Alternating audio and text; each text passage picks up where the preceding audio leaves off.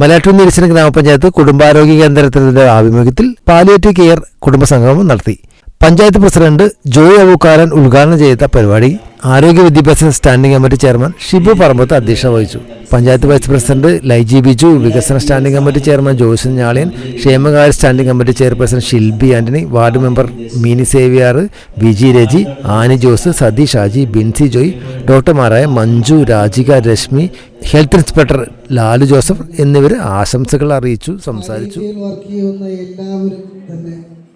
ദൈവപുത്രന്മാർ അല്ലെങ്കിൽ ദൈവമായ ഭൂമിയിലേക്ക് അയച്ച മാലാഖമാരായിട്ടാണ്.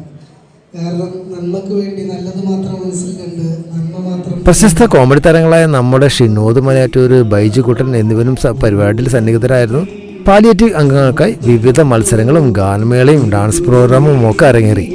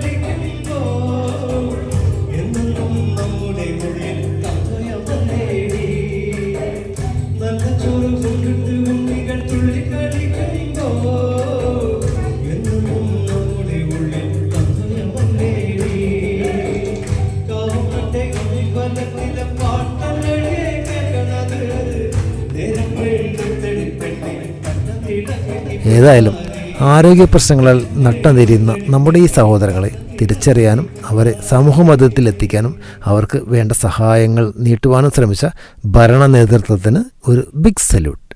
Thank you.